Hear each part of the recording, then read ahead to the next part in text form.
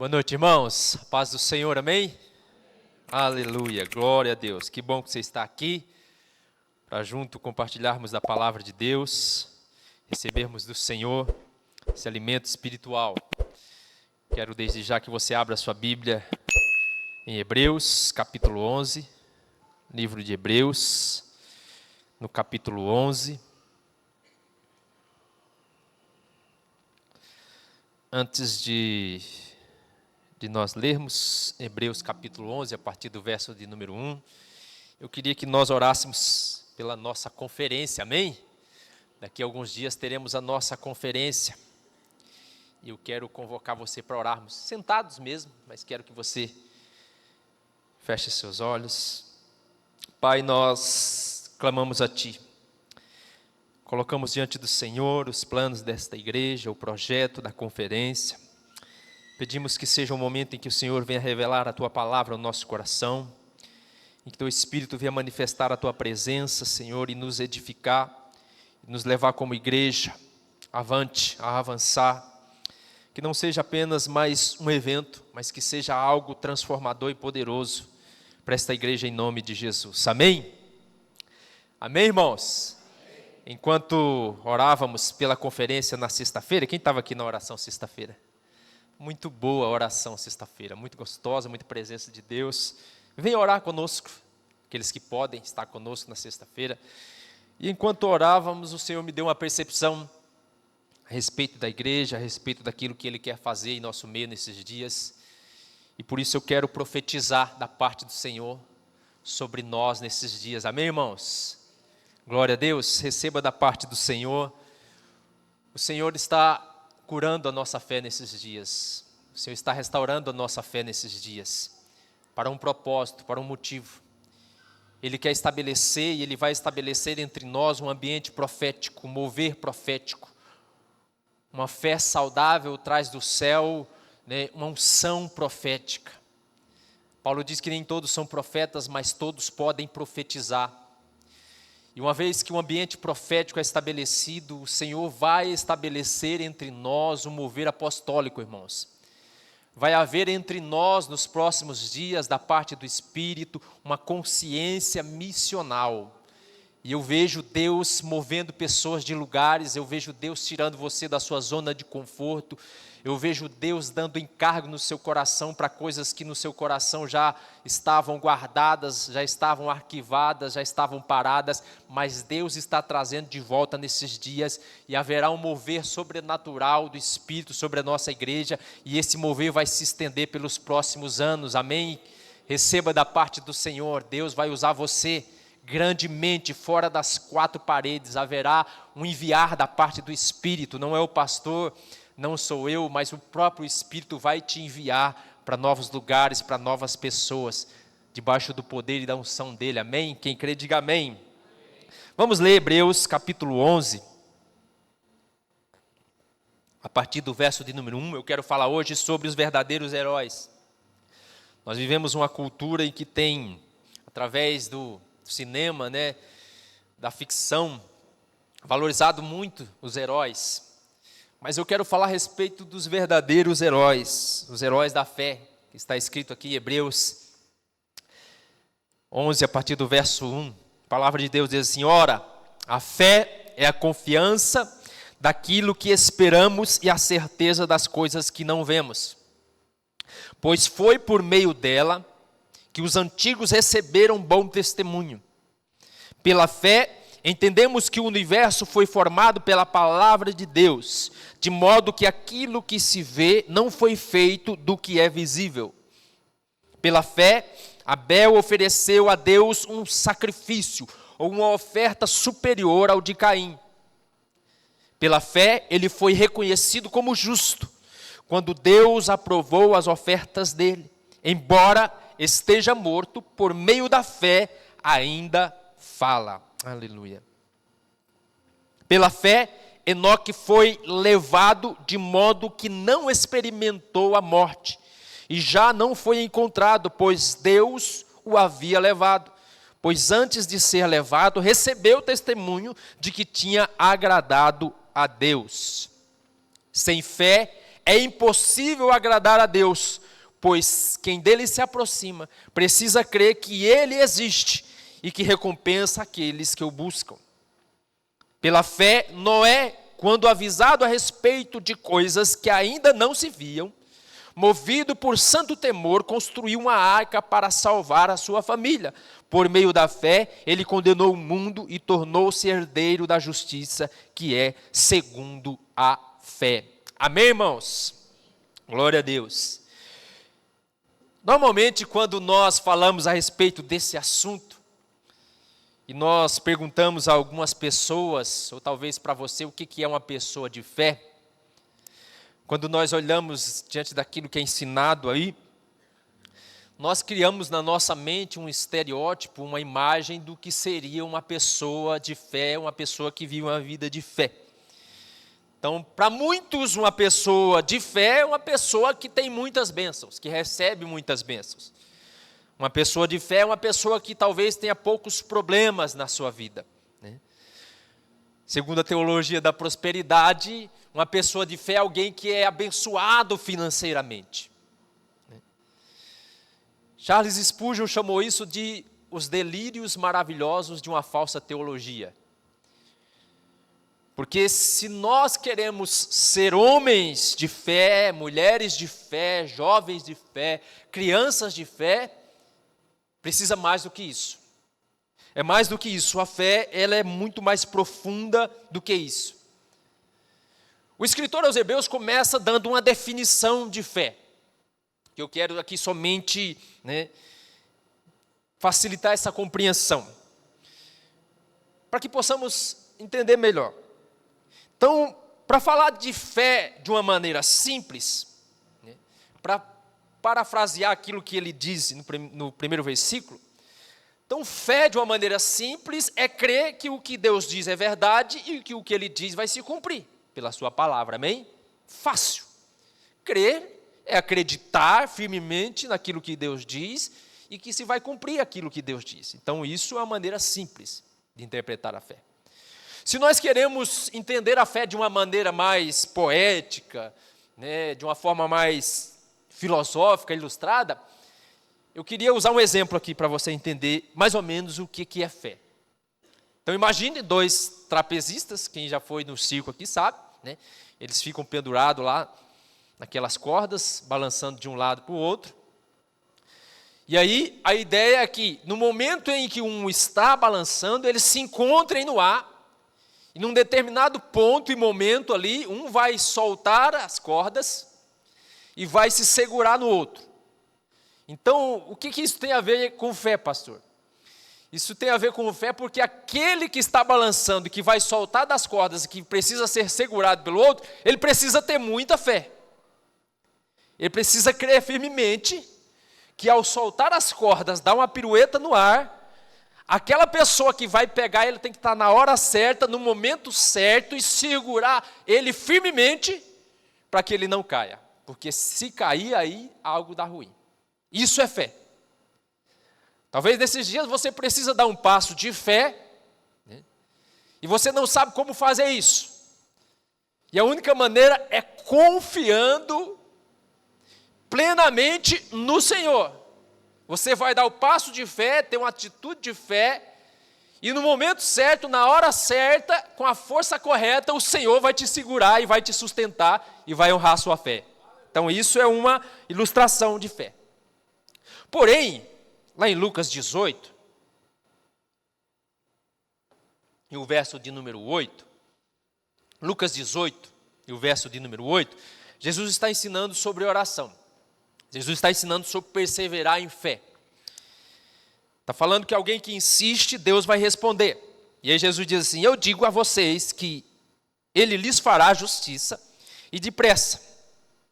Contudo, quando vier o Filho do Homem, Ele encontrará fé na terra? Jesus está falando de fé, está falando de oração, perseverança, e aí Jesus para um momento no seu discurso, se refere ao futuro, e a referência é que ele faz uma pergunta. No fim dos tempos, no momento em que nós vivemos hoje, na atualidade, quando Jesus vier, será que ele encontrará fé na terra? É um questionamento que Jesus faz. Então, se nós queremos aprender sobre fé, eu sugiro a você que não olhe, né, unicamente para aquilo que estão ensinando hoje. Mas nós devemos olhar para o passado. Nós devemos olhar para o que está escrito na palavra de Deus. E aí, eu quero olhar para os heróis da fé. Porque se Jesus faz essa pergunta, esse questionamento, é por razões óbvias. Talvez não esteja muito claro para nós, mas para Jesus estava muito óbvia. Por que Jesus está perguntando se quanto mais se aproxima o tempo do fim, menos fé haverá? É isso que Jesus está dizendo. Quanto mais, no final dos tempos, nos dias atuais, mais difícil haverá fé. Então Jesus disse isso por razões óbvias. Então existem duas possibilidades para isso. Primeira possibilidade é que quanto mais perto do fim se aproxima a humanidade, menos fé, mais incredulidade. Quem está me entendendo, diga amém. Essa é uma possibilidade. Quanto mais perto do fim, mais incredulidade por parte do homem. E eu não sei se você percebe. As pessoas creem nas mais diversas idiotices, crendices populares e falácias. Mas está cada vez mais difícil as pessoas creem na verdade da palavra de Deus. Há muita rejeição, porque há incredulidade. Então essa é uma possibilidade. A segunda possibilidade, por que Jesus perguntou, é que talvez aquilo que nós chamamos de fé, não seja fé. Mas como eu disse, seja crendices populares, como o Spurgeon disse, né, seja delírios maravilhosos de uma falsa teologia. Mas não é a fé genuína. Então são duas possibilidades. Então eu quero olhar com você hoje para esses heróis do passado. Porque eles de fato viveram de acordo com a sua fé. E eles podem nos ensinar, nós podemos aprender com esses homens. Hebreus capítulo 11, ele é um texto único na palavra de Deus. Porque ele é a galeria dos heróis da fé. Podemos dizer que ele é apontando para aqueles que são super crentes, que tiveram uma fé inabalável. Podemos dizer que aqui é a calçada da fama da Bíblia. Esses homens e mulheres de fé podem nos ensinar. E olhando para ele, nós podemos aprender sobre fé. E é isso que o Senhor quer nos ensinar hoje, amém? Talvez você leu esse texto, né, e passou desapercebido.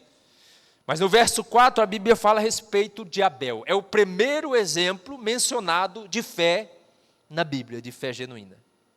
É o exemplo de Abel. E Abel, ele não teve a sua fé reconhecida, e ele não foi reconhecido como um homem de grande fé, não foi porque ele derrubou um grande gigante, não foi porque ele venceu grandes exércitos, não foi porque ele alcançou um grande milagre. Olha que coisa interessante.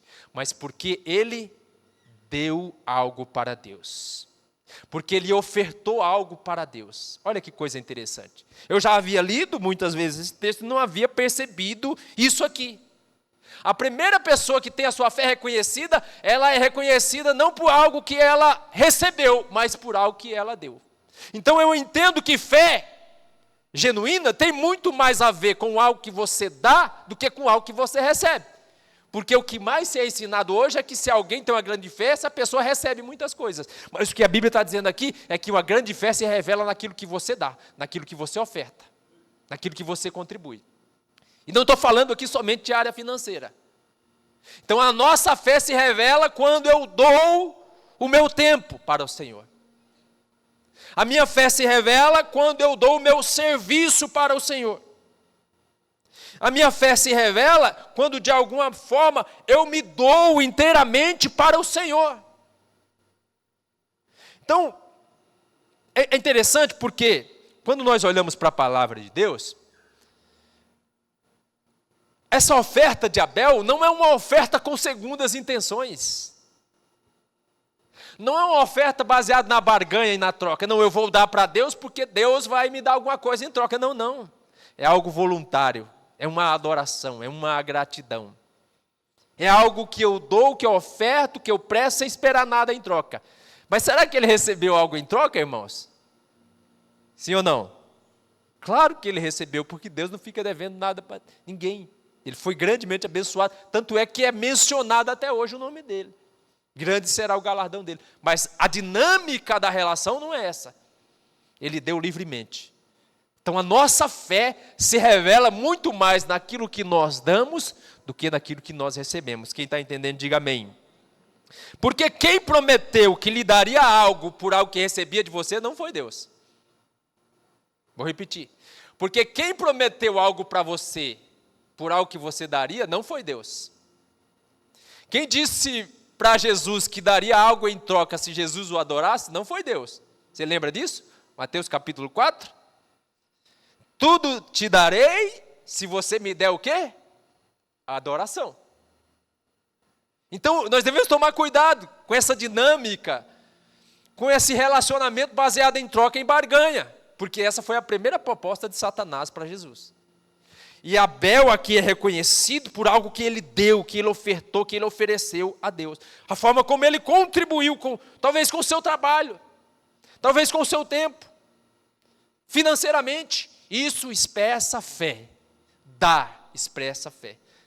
Paulo diz que, repetindo as palavras de Jesus, que Deus ama quem dá com alegria. Por que Deus ama quem dá com alegria? Porque expressa fé. Verdadeira fé. Fé genuína. Deu seu primeiro exemplo de fé. Abel foi reconhecido por algo que ele deu. Segundo exemplo está no verso de número 5. Exemplo de fé que é Enoque. Para você entender quem é Enoque, você precisa ler Gênesis 5, 24. Então vamos voltar lá em Gênesis 5, 24. Gênesis 5, 24 diz assim: Enoque andou com Deus e já não foi encontrado, pois Deus o havia levado. Olha que coisa interessante. Enoque andou com Deus. Eu quero que você faça uma distinção e entenda que há uma diferença entre Deus andar com você e você andar com Deus. Então, quando a Bíblia diz que Deus anda conosco, quer dizer que Deus nos protege, quer dizer que Deus nos guarda, que Deus faz companhia. Mas quando a Bíblia diz que Enoque andou com Deus e que nós devemos andar com Deus, né, é uma outra relação. Está falando de relacionamento, está falando de intimidade, está falando de comunhão. Até porque Deus não anda, amém, irmãos? Amém, irmãos? O pastor falou aqui que anjo não voa e agora eu estou falando que Deus não anda. Isso aqui é um antropomorfismo, nós chamamos na teologia. É atribuir a Deus características humanas, porque Deus é espírito. Então a linguagem de andar com Deus é porque andar com Deus representa relacionamento. O que Deus fazia no Éden quando ele queria falar, se relacionar com Adão? Ele descia e começava a andar pelo jardim. E dialogava, e tinha relacionamento, e tinha comunhão. O que Jesus faz com os discípulos no caminho de Emaús, quando os discípulos estão se afastando, e Jesus quer se relacionar com eles para trazer de volta? O que Jesus vai fazer com eles? Andar no caminho de Emaús. Então andar com Deus aponta para uma vida de relacionamento, de intimidade, de comunhão. E isso expressa genuína fé. Porque alguém que diz que crê em Deus, mas não tem relacionamento com Deus, a sua fé está deficiente. Tem algo de errado na sua fé. Você crê em Deus e não anda com Deus? Quem está me entendendo, diga amém. Então andar com Deus fala de relacionamento constante e perseverante. Os estudiosos dizem que Enoque andou com Deus pelo menos 300 anos. Eu acho que 300 anos dá para criar um bom relacionamento, sim ou não, irmão? Dá para conversar bastante, sim ou não? Dá para abrir bastante o coração. Isso fala de constância, de perseverança. Porque alguém que diz que crê em Deus, mas o seu relacionamento é alto e baixo, uma hora ele está com Deus, outra hora ele está no mundo, uma hora está na igreja, outra hora sumiu da igreja, e não tem vida com Deus, e não caminha com Deus, e não é perseverante, e não é constante no seu caminho, na sua caminhada de fé, tem algo de errado com a sua fé. Quem está me entendendo, diga amém. Aquele cai e levanta, aquele afasta e volta. Não, não é isso que a Bíblia está falando. A Bíblia está falando de um caminhar constante com Deus, uma vida de caminhada perseverante e constante. Isso aponta para uma vida de fé.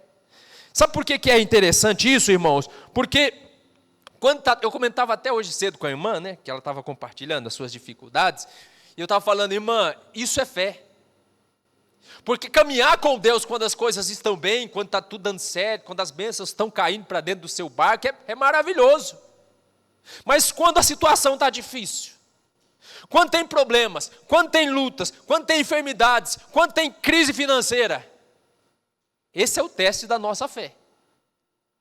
E eu me sinto inspirado por irmãos que vivem dessa forma, porque a vida dele é uma grande batalha, é uma grande luta, mas a fé dele é uma fé perseverante, constante, diariamente, em detrimento de todas as lutas, dificuldades, ele caminha com Deus. Aleluia, aleluia. Então isso é fé, irmãos, isso é fé genuína. É isso que fala a respeito de Enoque. Enoque andou com Deus. E se nós queremos ser homens e mulheres que expressam fé, que dão testemunho de fé, a nossa caminhada tem que ser firme e perseverante. Amém? Quando nós lemos o verso de número 6, esse verso de número 6, ele só existe aí por causa do verso de número 5, que fala a respeito de Enoque. Enoque agradou a Deus porque caminhou dessa forma. De fato, sem fé é impossível agradar a Deus, pois quem se aproxima de Deus, creia que Ele existe e que torna galardoador dos que o buscam. Está falando a respeito de Enoque. Quando nós vamos para o verso de número 7, a Bíblia vai falar a respeito de um outro homem de Deus, que é Noé. E ele é um ícone da fé, é um exemplo de fé para nós. É alguém que nós devemos imitá-lo. Alguns consideram Noé como o pior evangelista da Bíblia, ou de todos os tempos. Porque Noé foi alguém que pregou durante 100 anos. E Noé, é interessante que Noé tinha só uma mensagem, né? A mensagem dele era a mensagem que Deus falou. Vai chover, você deve entrar na arca para não morrer. 100 anos pregando a mesma mensagem, ninguém se converteu. Então ele é considerado esse fracasso de ministério. Mas se nós olharmos bem, nós vamos ver que ele foi eficaz. Tanto é que ele está, tanto é verdade que ele está sendo mencionado aqui. Ele foi eficaz na sua fé, porque embora ele não tenha salvado muitos, ele salvou aqueles que precisavam ser salvos, que era a sua família, que era a sua casa. Por quê? Porque imagina só, se Noé tivesse pregado e muitos que ouviram a sua pregação tivessem entrado na arca, centenas, mas a sua família tivesse se perdido, será que o Messias teria vindo? Será que a promessa de Deus haveria se cumprido? Não, porque não havia descendência para Cristo. Então, quando Noé prega e os outros não se convertem, né, mas se converte a sua família, isso foi uma grande vitória e um grande testemunho de fé. Noé pregou para todos, mas só os animais que entraram na arca, os outros animais ficaram de fora, que não entenderam a mensagem. Isso serve de alerta para nós, sabe por quê, irmãos? Porque se você for estudar a fundo o texto, você vai ver que Noé não construiu a arca sozinho. Alguns estudiosos dizem que Noé recebeu ajuda da sua família e de outras pessoas de fora. Só que quem ajudou Noé a construir a arca não entrou na arca. E isso serve de alerta para nós, porque tem muita gente edificando a igreja, mas vai ficar de fora. Isso serve de alerta para nós, por isso que a nossa caminhada deve ser uma caminhada de fé e constante. Porque não adianta você ajudar a construir a arca se você vai morrer, se você vai ficar de fora. Quem está me entendendo, diga amém. Noé prega e somente a sua família se converte, mas era exatamente isso que Deus queria. Por quê? Porque somente da família de Noé haveria descendência para Cristo. A Bíblia diz que Noé teve 3 filhos, Sem, Cão e Jafé. E Jesus vem justamente da descendência de Sem. Então Noé, embora não tenha tido um ministério aparentemente grandioso, mas ele fez o que Deus pediu. E o que Deus pediu foi o suficiente para gerar a descendência de Cristo. E é por causa disso, por causa do exemplo de fé dele, que eu e você estamos aqui. Amém, irmãos? Você pode glorificar a Deus por causa disso? Aleluia, aleluia. E a mensagem de Noé para o seu povo era uma só. E eu falei para os irmãos, vai chover. Entra na arca para não morrer. Só que tem um problema nessa mensagem aí. É que nunca havia chovido antes. E a mensagem de Noé para o seu tempo era uma loucura. Assim como é a loucura do evangelho pregado hoje para muitas pessoas que não creem. Porque nós estamos dizendo, olha, Jesus vai voltar. Entra na arca que é Cristo para você ser salvo. Mas só que Jesus nunca voltou ainda. É um evento que nunca aconteceu. Ainda. Então a nossa mensagem está no mesmo nível. Nós somos considerados como loucos neste mundo. Mas Noé pregou justamente o que Deus disse, porque ele cria na palavra de Deus. Ele tinha fé na palavra de Deus. Quem está me entendendo, diga amém. A fé de Noé era uma fé tão, podemos dizer, uma fé tão real, tão palpável, porque o seu testemunho, o seu estilo de vida, o seu exemplo de fé conquistou a sua família. E eu e você sabemos o quanto isso é difícil. Porque a sua família conhece você. Ele conhece você na sua intimidade. Ele sabe das suas falhas e ele sabe dos seus defeitos. E ele desconfia, né, até a última hora se de fato você é crente mesmo. Então, para convencer a sua família, o seu exemplo de fé tem que ser algo que é visível, que é palpável, que as pessoas conseguem ver, que as pessoas conseguem entender, que as pessoas não mais vão questionar, vai ficar inquestionável. Não, é inquestionável que ele tem fé, que ele leva a sério esse negócio, que a sua caminhada é constante e perseverante. Ele é um homem de fé. E essa fé se tornou uma fé visível para os que estavam de fora. Então essa é a grande dificuldade que nós temos. Nós temos fé e cada um tem um nível de fé, amém? Cada um tem um nível de fé. Cada um tem mais fé, não sei se você percebe isso, mas cada um tem mais fé numa área e menos fé em outra. E eu não sei você, mas parece que eu tenho mais fé para que o irmão seja curado de uma determinada enfermidade do que fé para outras coisas, por exemplo. Então, isso é de cada um. Mas a fé de Noé e o seu exemplo para a sua casa, para a sua família, se tornou algo visível. E esse é o nosso grande desafio. Conquistar o da nossa casa. Às vezes a gente está querendo conquistar os de fora. Evangelizar os de fora. Impactar os de fora. Não tem problema isso. Mas lembra, sua casa tem que ser salva. Porque através da família de Noé, veio a nação judaica. Através da nação judaica veio Abraão. Através de Abraão veio as 12 tribos. Através das 12 tribos veio o Messias. E através do Messias estamos nós aqui. Então, por conta de uma família, todos nós fomos abençoados. Amém, irmãos? Então vira para o irmão que está do lado e fala assim, prioriza a sua família. Aleluia. E aí o texto nós não lemos todo, lógico, Hebreus capítulo 11 tem 30 versículos, mas você vai ver agora a partir do verso 8, que vai falar a respeito da fé dos patriarcas, a respeito da fé de Moisés e do povo de Israel. Então deixa eu resumir rapidamente um pouco da fé desses irmãos. Por exemplo, Abraão. Abraão é considerado o pai da fé. Pai de todos nós. Pai da fé judaica. Por que Abraão é mencionado aqui como sendo o pai da fé? Um herói da fé. Porque chega um dado momento na vida de Abraão em que ele tem a sua fé testada. E Abraão foi testado na sua fé como nenhum de nós talvez venhamos a ser testado um dia. Porque foi radical o negócio com Abraão.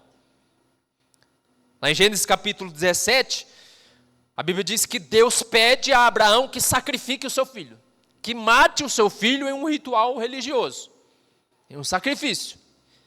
E aí, crendo na promessa de Deus, Abraão vai sacrificar o seu filho. E aí, irmãos, a partir do verso 17... diz assim, pela fé, Abraão, quando posto à prova, ofereceu Isaque. Estava mesmo para sacrificar o seu único filho, que o colheu alegremente, como as promessas de Deus. a quem se tinha dito, em Isaque será chamada a tua descendência.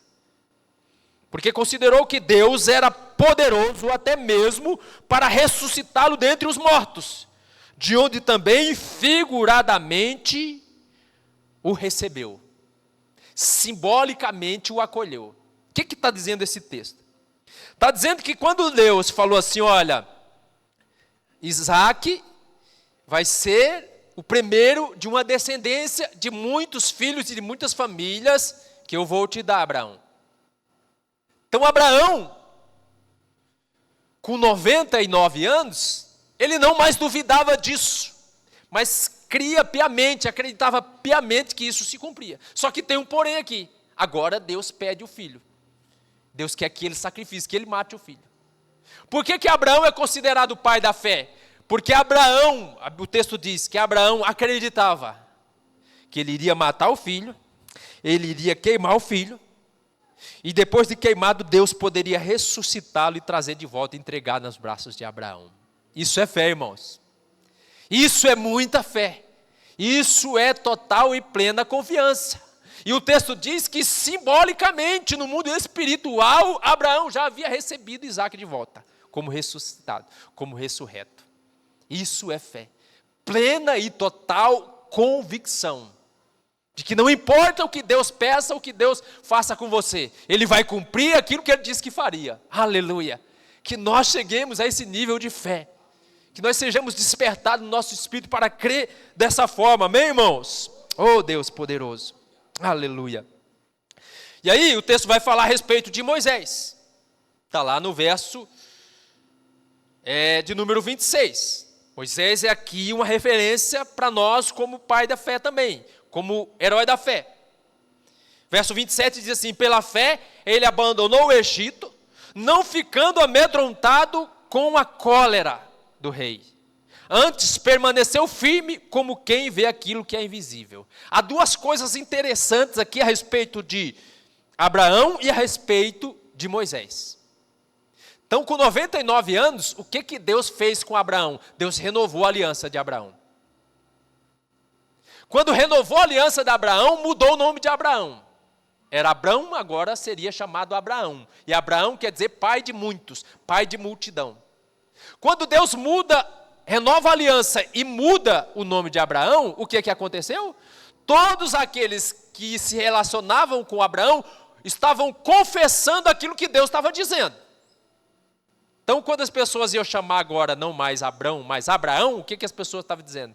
Ô pai de multidões, ô pai de muitos. E todas as vezes que o seu nome era mencionado, a fé de Abraão era vivificada, porque ele lembrava da promessa de Deus. Com 99 anos, a sua aliança foi renovada, o seu nome foi mudado. Então, a fé era falada. Isso é importante, porque quem crê, fala. Criei, por isso falei.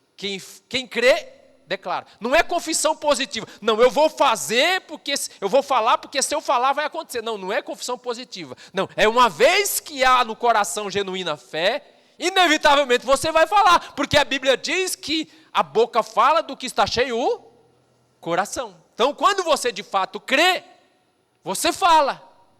E quando você fala, você está declarando a promessa de Deus. É isso que aconteceu com Abraão. Então, Abraão, a fé dele e o que Deus fez com ele foi levar a fé dele a um novo nível, a um nível de fala, a um nível de declaração, a um nível de confissão. Amém, irmãos? Então, quem crê de fato, fala. Se você crê, comece a falar. E Moisés acontece uma coisa interessante.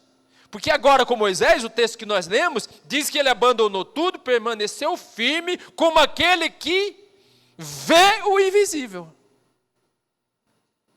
Então, só para relatar como que era a vida de Moisés. Quem que Moisés poderia ter sido? Moisés é nascido no Egito. Ele é príncipe do Egito. E ele poderia permanecer ali no reino e ser um dos príncipes ali, ter do bom e do melhor, uma vida confortável, uma vida tranquila. O melhor que qualquer homem gostaria de ter, Moisés poderia ter. Mas a Bíblia diz que pela fé ele abandonou tudo isso. E ele abandonou isso por um motivo. Porque a fé que ele tinha fez ele ver. A fé que Moisés tinha, fez de alguma maneira, criou nele uma visão espiritual. Ele conseguiu ver com os olhos da fé. Fé também tem olho, assim como fé também tem boca. Então quem crê, vê, irmãos, vê algo da parte de Deus. Quando você de fato crê, uma imagem é gerada no seu coração, no seu íntimo. Então eu falo assim, quem crê, vê com os olhos do coração. É lógico que não é uma visão física, mas vê com os olhos do coração. Então é mais ou menos assim, o que aconteceu com Moisés? Algo aconteceu com Moisés e a sua fé era tão firme, era tanta, que de algum motivo ele viu o que iria acontecer no futuro. Ele contemplou a obra redentora de Cristo. Ele viu a obra consumada de Cristo na cruz. De alguma maneira ele viu a grandiosidade da obra da redenção. Possivelmente, isso fez com que ele abandonasse tudo e falasse, não, isso vale a pena. Vale a pena trocar tudo isso aqui, porque eu estou vendo que o negócio vai ser poderoso lá na frente. Aleluia. Ele viu algo. Então é assim, o sonhador deseja chegar em algum lugar, mas aquele que crê, ele já esteve nesse lugar. Meu Deus do céu, isso é poderoso. E quando você de fato crê em algo, por algum momento no seu espírito, você já degustou daquele momento. Você já desfrutou daquele momento. É lógico que não é na sua plenitude, mas de alguma maneira você já viu o que Deus vai fazer. Aleluia. Quem quer essa fé, diga amém. Aleluia. Então, nós temos esses exemplos maravilhosos de fé que nos ensina e edifica a nossa fé e fortalece a nossa fé. Mas existe algo ainda mais poderoso que é para concretizar, selar, firmar a sua fé. É que no decorrer da história, em que Deus estava agindo na vida desses homens no decorrer do tempo, algo poderoso está acontecendo aqui. E eu quero que você atente agora para esses detalhes. Porque há algo ainda mais profundo que o Senhor quer nos revelar, para que a nossa fé seja edificada. É que tudo isso fazia parte de um plano divino, de uma orquestração divina, o plano de Deus. Por que eu estou falando isso? Porque quando Abel chega e oferta e faz a sua oferta diante de Deus, isso nada mais é do que a oferta de Cristo na cruz pelos nossos pecados. E essa oferta agrada a Deus. E Deus se agrada dessa oferta. E Deus se agrada daqueles que creem nessa oferta, na obra da cruz. Então quando nós estamos falando de Abel lá, Abel não sabia o que estava acontecendo e nem ninguém sabia o que estava acontecendo. Mas Deus já estava sabendo. Essa oferta é a oferta do meu filho que será entregue no altar. Então ao falarmos de Abel, estamos falando de Cristo. Essa é uma preocupação nossa, irmãos. Nós somos uma igreja cristocêntrica, neotestamentária. Então tudo se resume a Cristo. Tudo começa, permanece, se mantém e termina em Cristo. Amém? Então essa oferta de Abel nada mais era do que Cristo. Aí nós olhamos para a vida de Enoque e fala de um homem que foi arrebatado porque caminhava com Deus. Quem foi o homem que ascendeu ao céu e subiu aos céus depois de caminhar com Deus? Quem foi, irmãos? Jesus. Jesus veio, cumpriu a sua obra, caminhou com Deus, o seu caminhar agradou a Deus e Deus para si o tomou de volta, amém? É Cristo. Eu estou falando de Cristo. Quando nós olhamos para a Arca de Noé, o que é a Arca de Noé? A Arca de Noé é o lugar onde aqueles que estão serão salvos. Sabe por que você é salvo? Porque hoje você está em Cristo, a Arca é Cristo, amém? E porque você está em Cristo, as trevas não podem te alcançar. A ira de Deus não pode te alcançar. Aleluia. Quando nós olhamos para o por exemplo, de Isaac, o sacrifício de Abraão com Isaac. Então o texto diz lá que chega um momento em que o filho, Isaac, pergunta para Abraão: pai, a lenha e o fogo está aqui, mas onde está o cordeiro? E essa é uma palavra que você não vai encontrar em lugar nenhum, porque o Senhor me revelou há algum tempo. Há uma pergunta que é feita no Antigo Testamento, 1500 anos antes de Jesus, mas que é respondida em Mateus capítulo 4. Aliás, João capítulo 2, desculpa. Qual que é a pergunta? Qual foi a pergunta de Isaac? Aonde está o cordeiro? E aonde é que está a resposta? João Batista responde no Novo Testamento a pergunta de Isaac que foi feita no Antigo Testamento. Quando Jesus aparece, João Batista aponta para ele e fala assim: eis o Cordeiro de Deus que tira o pecado do mundo. Amém? Então o sacrifício de Isaac nada mais é que o sacrifício de Jesus por mim e por você, pelos nossos pecados. Amém? Porque nós cremos que Jesus morreu pelos nossos pecados e ressuscitou para a nossa justificação. Glória a Deus por isso, irmãos. Aí nós olhamos, por exemplo, para o exemplo de fé de José, que o texto menciona. Quem foi José? José foi alguém que ainda garoto, foi tirado do seu pai, foi tirado da sua família, enviado para uma terra longínqua e distante. Lá ele é revelado que aquela terra pode se perder, todos ali podem morrer por causa da fome, por causa da crise. José é levantado como alguém que com estratégia divina providencia alimento para salvar aquele povo. E por 7 anos ele estoca trigo. Milagre de Deus. Milagre de Deus. Hoje a gente não consegue guardar, né, feijão aí por 6 meses que apodrece. Então, olha aqui para mim. O que é José guardando trigo para salvar todo mundo? Sabe o que é? Mostrar para você. É Jesus, o pão da vida, e aquele que dele comer tem a vida eterna. Aleluia! Então o que eu estou falando para você é que eu estou mostrando que a nossa fé deve estar concentrada em Cristo, porque tudo é Cristo. E se a sua fé está concentrada, firmada, totalmente e unicamente nele, irmãos, eu quero dizer, isso é fé. Porque tem muita gente confiando no dinheiro, confiando na fama, confiando em palavras de homem. Isso não é fé. Fé é a sua fé estar firmada no que Jesus disse e no que Jesus fez. E isso é genuína fé. E eu quero que você se coloque de pé em nome de Jesus. A Bíblia diz que Cristo é o motivo, Ele é a razão e Ele é o centro da nossa fé. Amém? Porque dele, por ele e para ele são todas as coisas.